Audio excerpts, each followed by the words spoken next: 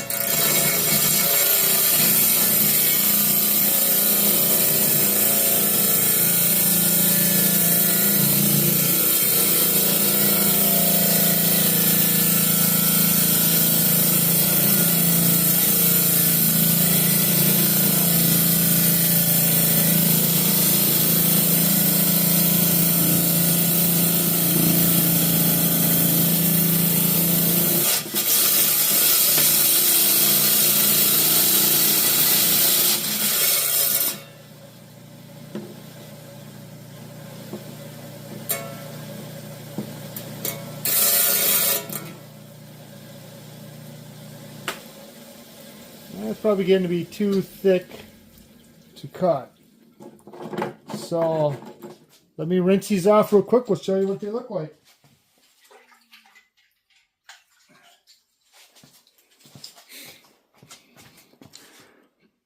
Okay, let me take us in some light here. And we'll zoom in a little bit. And oh yeah, that's a nice agate. Nice translucency. Got some nice purple color to it. Even though you can't see it when you hold it up there, it's actually pretty pinkish purple. So now that we got our slices, we will, oops, sorry. We will, and look at the outside color of that. And it's just starting to show up. Maybe I should just try to cut one more off of here, just to see if we get a little bit more color. Or should we just leave this neutral color? Well, I'll dry these off, and then we'll look at them when they're dry. So yes, I was correct. And, you know, as we got closer to the edge, it became more colorful. So this was the last piece I cut off, and of course the outside piece just broke away when I was cutting it, but Yeah, wow.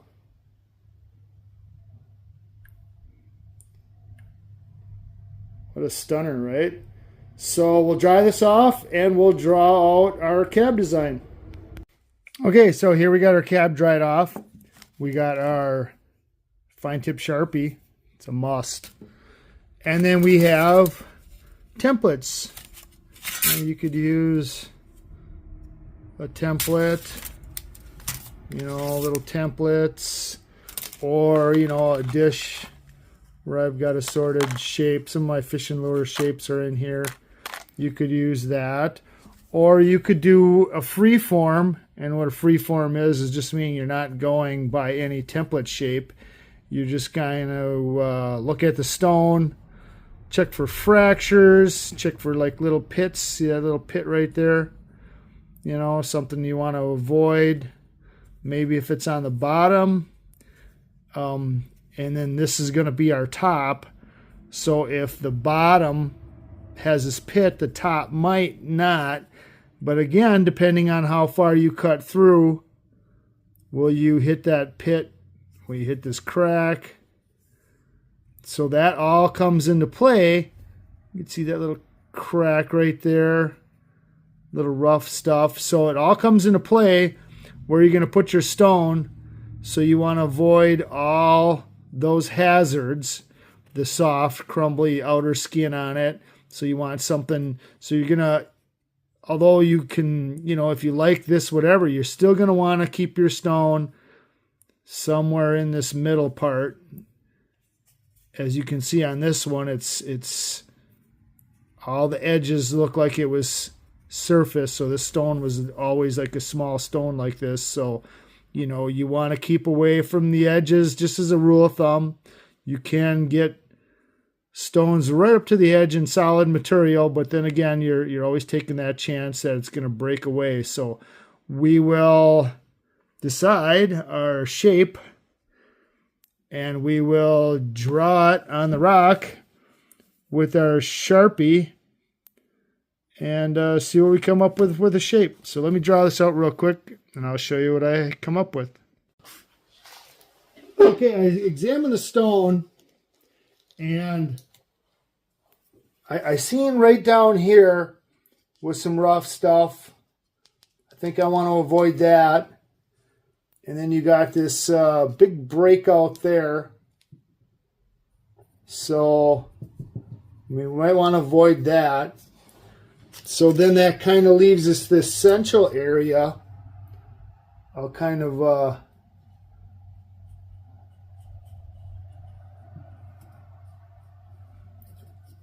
just highlight it a little bit.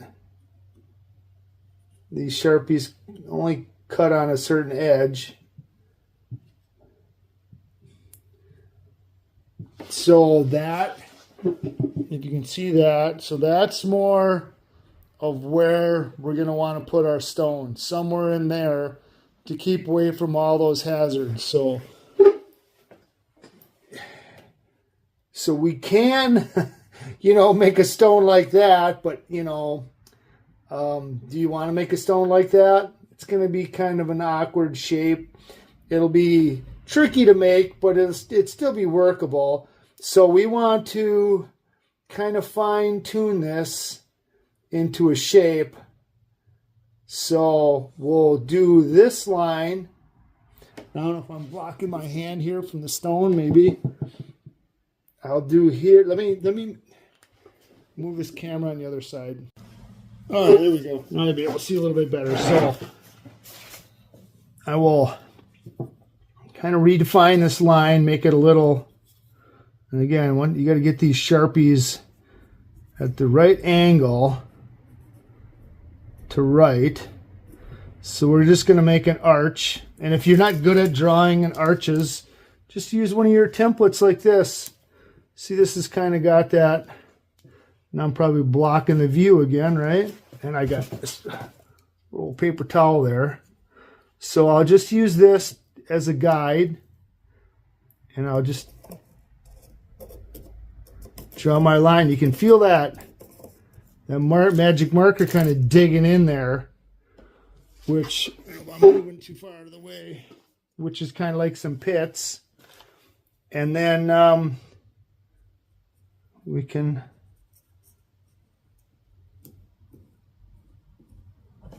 do something like that.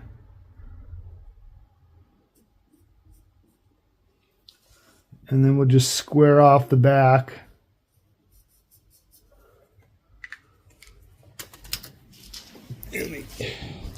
So now we have kind of like a, you know, maybe a feather shape, right? Trying to get all our good parts of the stone. Just make it a little wonky up here. So now we'll trim this out on the trim saw. Okay, so now we're at the trim saw. We're going to trim off this, trim off this, and this, and this. So let's trim that off.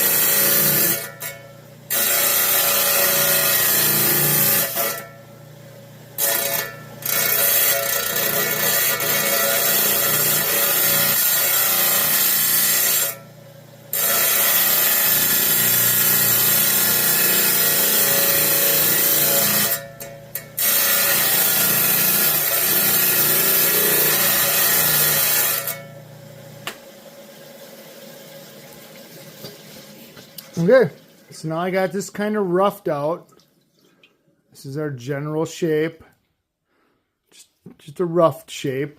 And I got pretty close to those lines because the closer we get to the lines on the saw means the less grinding we have to do on the expensive cab wheels. So this is good to go for here. Let's go over to the cabber.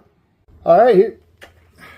I got my shield on. Let me take the shield off. It'll be too quiet. So now I'm going to trim this up on the cabber, get her right exactly to our line, where our lines are at, and get our shape to where we want our shape. So we're gonna go on the coarse wheel to do that, which is this one. So let's fire this up. We'll turn the water on, and we'll start grinding out our shape.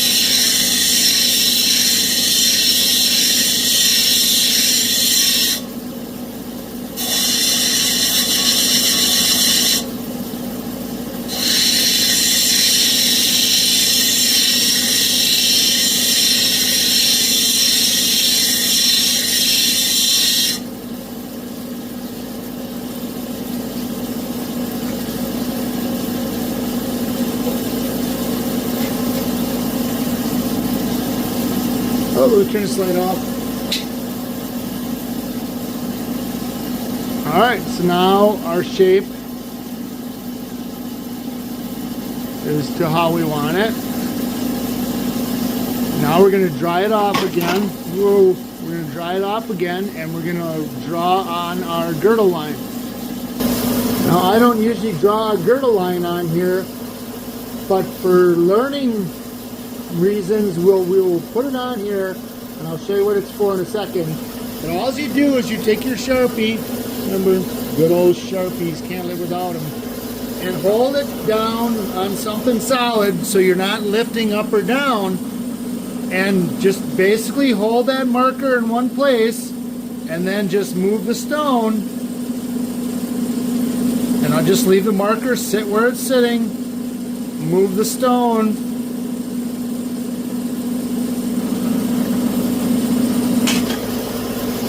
and as you can, let me get this light back off. And then now, as you can see, let me back out a little bit more.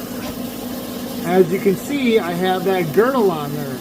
So now, when we take this on the cabbing wheels, we're going to start to, above this line, we're going to start contouring this in, all the way around, contouring that in, just down to that line. That line there, we'll just leave this part flat. And this is where your dome top will be, is here. So let's start doing that. Alrighty, and this might be kind of noisy, so let me stop this.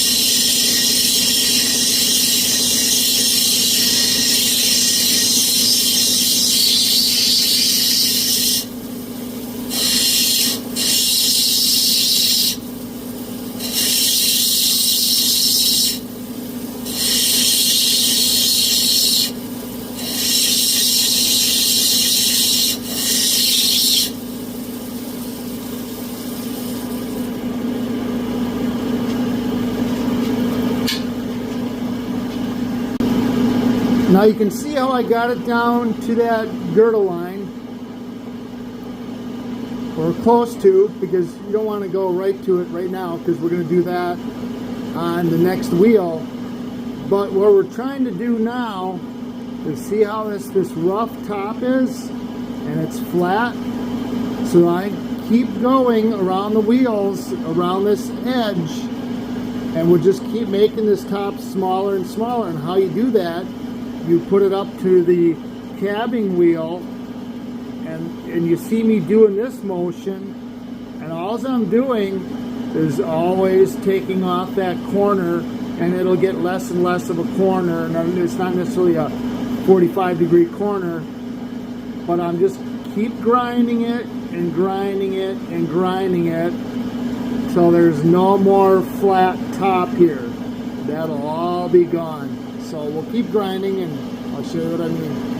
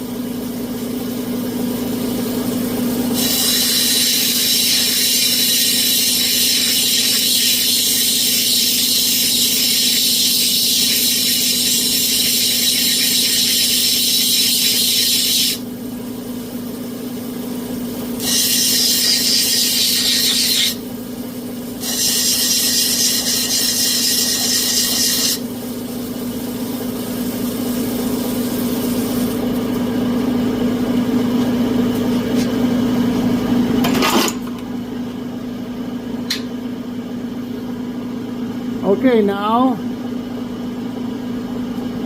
that I've got that top, see how all those little saw marks are just about gone.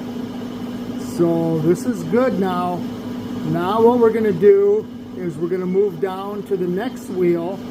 And what the next wheel was is, now if I would dry this off, now when your stone is dry like that, it's easier to see the scratches and the contour areas that you might have missed, which is all okay, because when you move to the next wheel, which is a finer thing, a finer grit, you're going to be getting rid of all the marks that you made by this coarse wheel with the next wheel.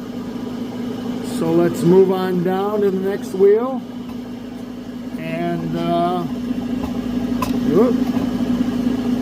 let's see here if I can find it.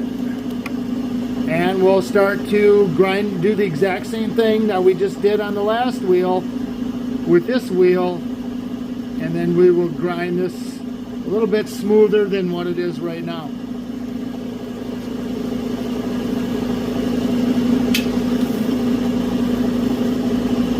Make sure that light's not in the way. We're good.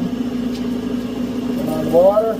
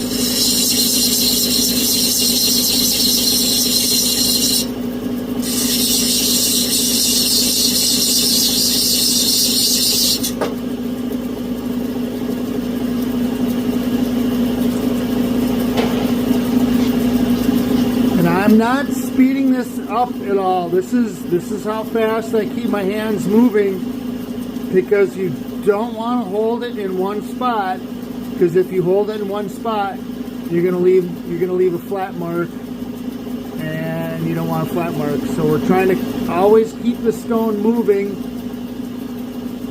in a circular motion to not make flat spots.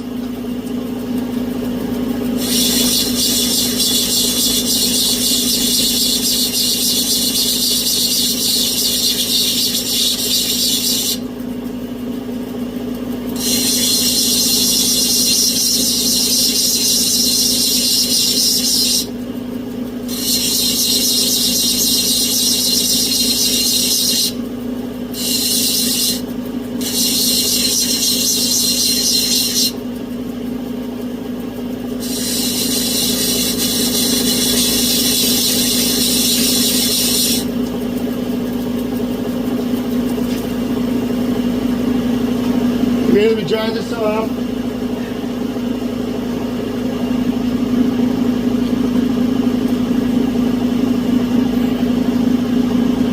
So here we go.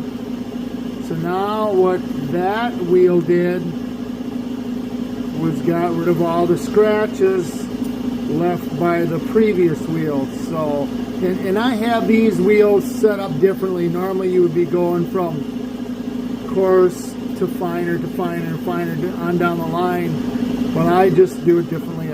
Mine are set up for this to go this way. So now I'm going to go over to the 280 wheel. Move the camera. And this is the 280 wheel, and this is a Nova wheel. And by a Nova wheel, here, I'll show you what I mean. Let me stop this. So it'll take a couple seconds here to stop. So now these wheels are hard, but your Nova wheels are soft. So basically what that soft wheel lets you do is you can push your stone harder into it, and when that wheel, which would be normally hard, kind of flexes in, it just helps you, because that wheel's kind of giving in, it kind of helps you get around more of a rounder edge. And don't be afraid. You see me doing this by hand. I've been doing this for a long time, and I just prefer to do by hand. But on some stones, when you get stones that are this thin, and compared to what we're working on, you can see. So when you get stones this thin, to get this dome on here better, and these aren't polished, these are just taken to the 280. But to get rid of that flat spot on these thin stones, it's real hard to do by hand. And when I'm using a dop, then I can just rock it really, really fast. And that's how you get the dome on even these real flat, I don't know if I'm in a frame there. How you get a dome on these real flat stones is to use a dop stick, dop wax, and then you can really, really move them. So that's, if you're a starter, that's something you want to be aware of. And if you look here, this is a pool noodle that I cut and put on that metal thing, so I can rest my arms on here and not be resting on that metal. So I'm resting on this nice pool noodle. So I'll turn this back on. We will start up the water, and then we'll use our 280 Nova wheel, and that's when you're really going to see the stone come into life. As again, this next stone will take off all these little grind marks that the previous stone made, and then we'll be able to dry it out and check to see if we have to go back on anything that we might have missed.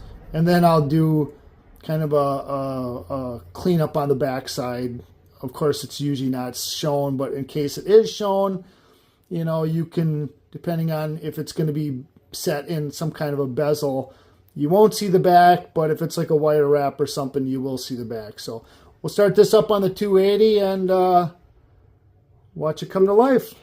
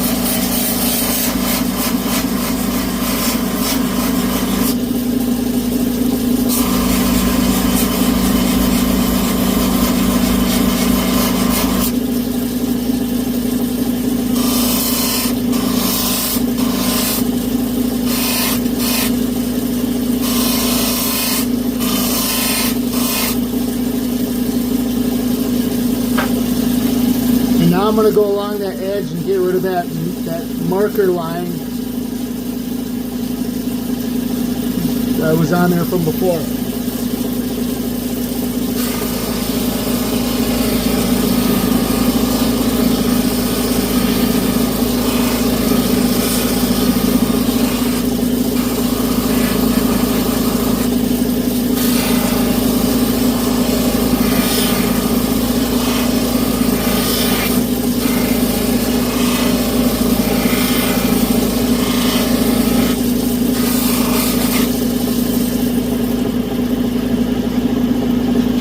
Okay, now I'm going to dry it off and we will see if there's anything we have to go back on.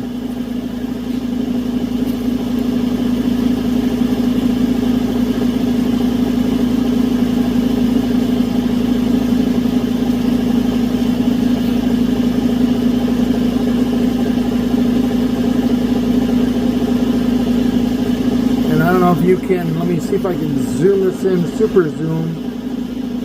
You can see that right there. Now we have to go over. There's a couple little scratchings. And a lot of this is because, and always check your edges, because where your bezel, where your girdle hits your dome, that's always a place you can see that scratch on the tip there. But that's because this agate is super hard, so this will take a while.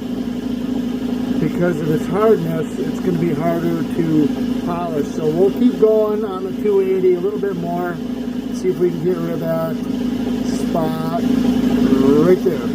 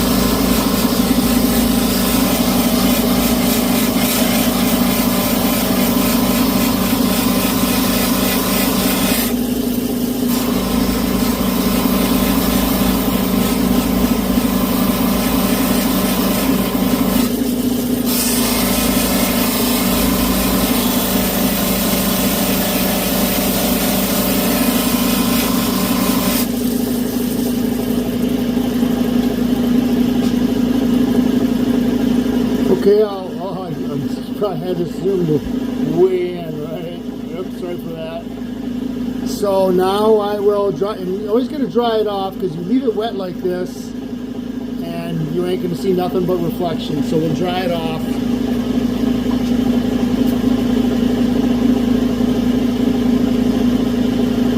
And I always hold it in the light because of course the light has a little heat to it. So if we hold it in the light, that'll help kind of dry it off. Now if we look in our area, now see that little, oh, maybe too close, let me, so now that little burr is gone. You see something there, but that could be more of the yellow jasper in there. Seems to be just a little bit softer than the surrounding agate, so our tip is fine. So now we will move on down to our next wheel. Let me get this camera repositioned. Okay, so now we're on our next wheel, And basically all we're going to do is on the next wheel is get rid of the scratches. Whoop, the scratches that were left by the last wheel. So we'll do the same exact thing that we've been doing on these wheels, but we're just going to move down to a finer wheel.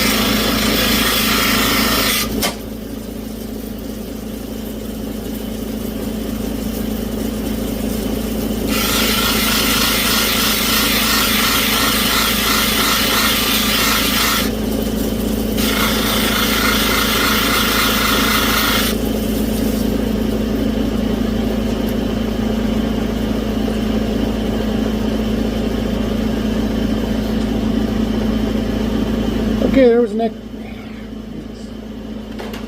mask on. So here was the next wheel, and of course, I forget you can like dip it in water in between each wheel to wash it off. Of course, I was washing them off and then drying it off because you don't want any contamination from one wheel getting to the finer wheel. So now we will move it down to our next wheel. and we will go on the next wheel.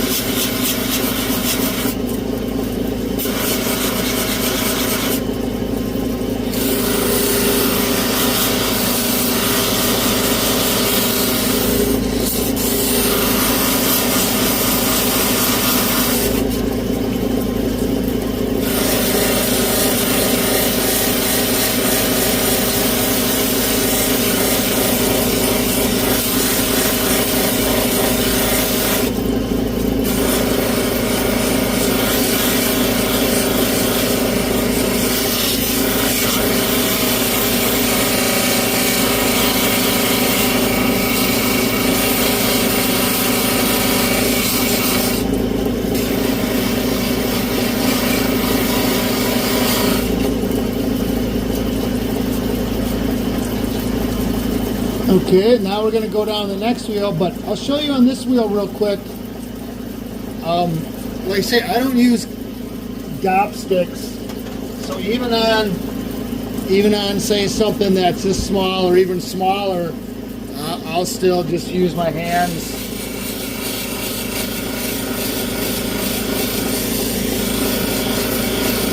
Of course, I don't recommend it to anybody because you'll end up with, if you ever see the people that do this freehand, you'll see them with no fingernails. That's what it's from, grinding down your fingernails.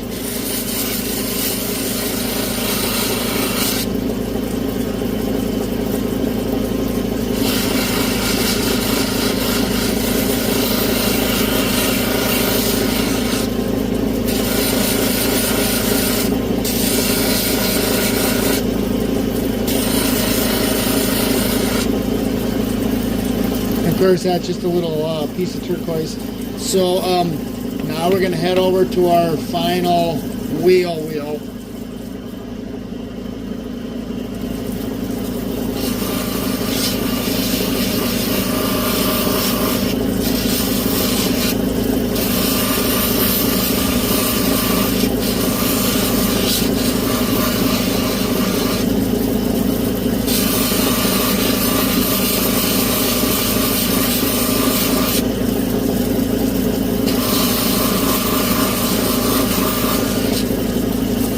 Now, just showing you on that, it's the same concept. Doesn't matter the size stone, even a little tiny little guy like that. But we'll get back to our stone, which is the agate, and we'll final polish it.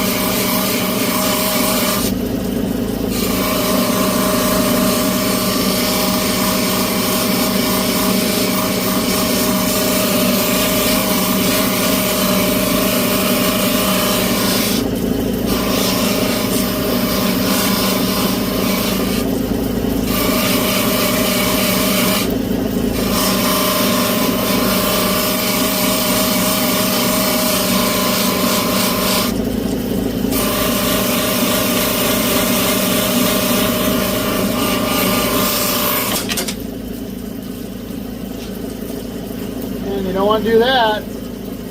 That's how you end up breaking them. That's why a dop stick would probably be a good idea right now, right? Thank God that's an agate and it's really hard.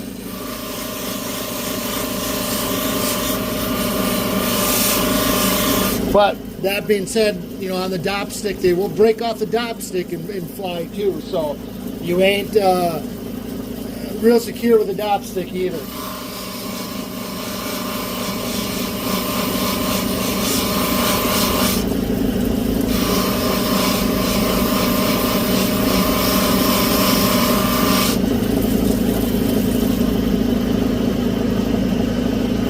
Okay, we'll dry this off and we'll take it over by the light and we'll get a good look at it. Okay, and there's our finished cabochon.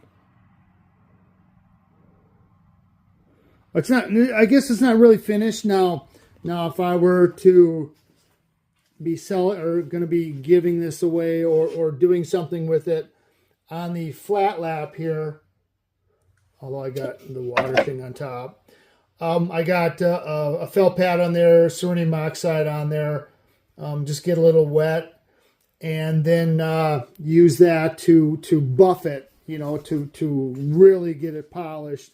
But this is just taking up to 3,000 on your wheels. Even a little, see that little metal? That's a little hematite in there too. So yeah, and the back is rough. Like I say, if I was doing the stone for a client or something, you know, you'd really do, you'd get rid of a lot of these other scratches better. But I just kind of did the steps to show you what you can do and how easy it is to do. It's not real difficult to make yourself a cab. And then once you got your cab, you can wire wrap it. You can, this does got some really cool purple, pinkish purple translucency to it. So yeah, once you have your cab, then you can wire wrap it or silversmith it, depending on what your stone is, what you want to do with it. And then, yeah. Yeah, so that's how we make a cab. Not that difficult. Nice little cab. I shouldn't say little, kind of big, right?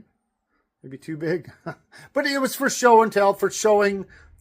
You know, if I would have made something real small, you'd have a hard time seeing what I'm doing. So, yeah, it's this size. So, yeah, so that's a cab. Thanks for watching. Hope you learned something.